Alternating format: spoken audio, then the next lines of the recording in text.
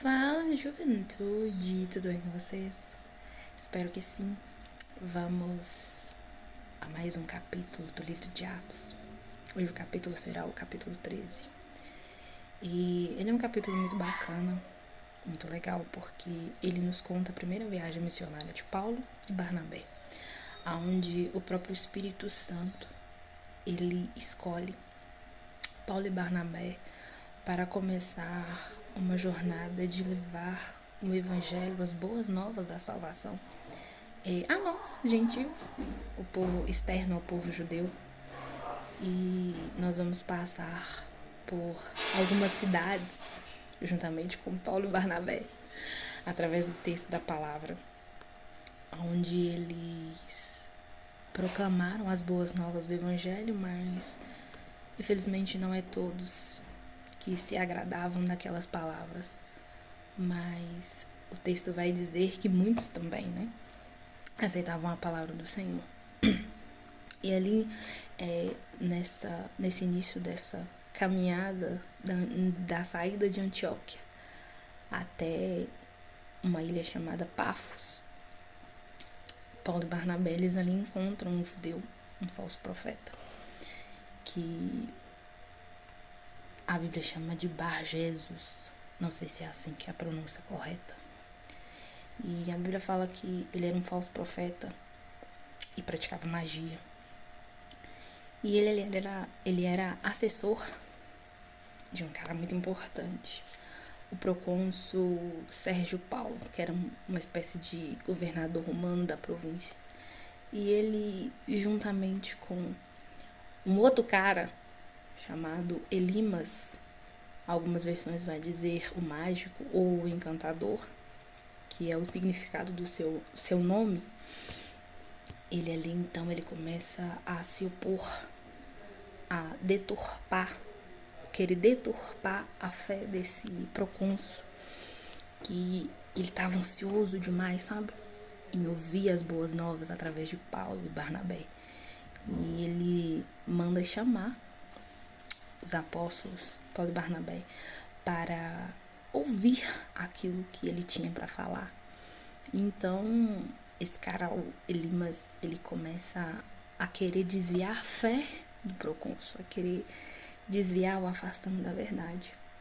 Mas sabemos que Paulo era cheio do Espírito Santo, Barnabé também. E no momento de poder e autoridade dado pelo próprio Espírito Santo a Paulo, ele ali, ele então se levanta e ele, quer ver? Vamos ler. E ele fala com Elimas: filho do diabo e inimigo de tudo que é justo. Versículo 10. Você está cheio de toda espécie de engano e maldade. Quando é que você vai parar de perverter os retos caminhos do Senhor? Saiba agora que a mão do Senhor está contra você, e você ficará cego e incapaz de ver a luz do sol durante algum tempo. Então ali Paulo então fala que a mão do Senhor era contra ele.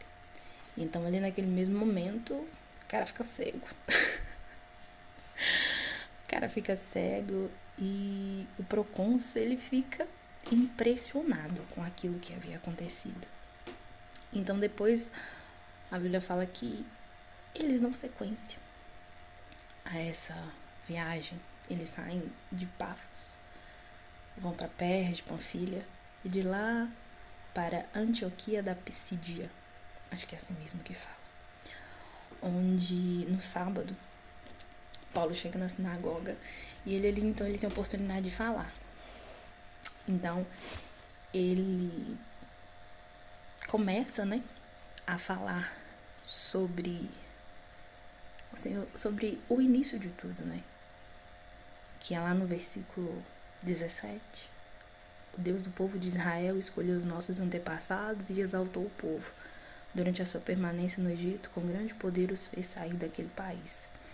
Então ele começa a falar da trajetória do povo hebreu, até chegar um momento que ele fala da rejeição de Saul, que Deus levanta Davi e que da descendência de Davi ele traria o Salvador, como prometeu. Então, aí logo em seguida ele fala sobre João Batista que quando estava perto de completar a sua carreira, ele perguntou: quem pensam que eu sou? Eu não sou quem vocês pensam, mas após mim vem um que eu nem sou digno de desatar as sandálias. E aí ele começa a falar sobre Jesus, que Jesus veio, entregou a sua vida, ressuscitou entre os mortos. Então, ali acontece algo fantástico, porque aquele povo que estava ali naquela sinagoga convida Paulo. Você podia vir sábado que vem para poder falar as mesmas palavras. Então, naquele momento, se cumpre o que diz lá em Isaías 49:6, que havia chegado a salvação aos gentios. E aquela primeira mensagem, ela é impactante, porque a nossa primeira necessidade como pecador e a maior bênção do Evangelho é o perdão, a remissão dos nossos pecados. Então ali aquelas pessoas recebem aquela palavra, convidam Paulo para poder voltar, para ele poder repetir novamente as mesmas palavras, porque nós sabemos que a verdade do Evangelho é impactante. Então ali, quando Paulo volta, ele aceita o convite e volta. A Bíblia fala que quase toda a cidade se reuniu para ouvir as boas novas do Evangelho. E isso causou uma certa inveja em alguns judeus, que eles ficavam contradizendo tudo que Paulo e Barnabé estavam pregando. Então, o que aconteceu? Eles incitaram algumas mulheres, alguns religiosos, para poder começar a perseguir Paulo e Barnabé. Expulsaram eles dali, sabe? Então eles ali são expulsos daquela cidade. Então eles fazem o que Jesus ensina lá no livro de Mateus, capítulo 10, versículo 14. Se alguém não os receber, nem ouvir suas palavras, sacudam a poeira dos pés quando saírem daquela casa ou cidade. Então eles ali fazem. E ó, tchau pra eles. Foram embora.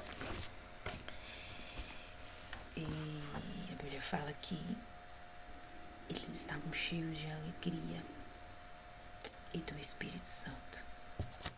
É interessante porque eles tinham acabado de serem expulsos, mas eles estavam felizes. Eu anotei algo aqui e eu gostaria de compartilhar com vocês. Somente em Cristo podemos encontrar alegria, mesmo sendo expulsos por pregar o Evangelho. Fazer a vontade de Deus sempre nos traz uma alegria que não pode ser mensurada, mesmo sendo difícil, dolorido, ou até nos causando choro. O Espírito Santo nos enche com poder, unção, graça e alegria, independente das circunstâncias.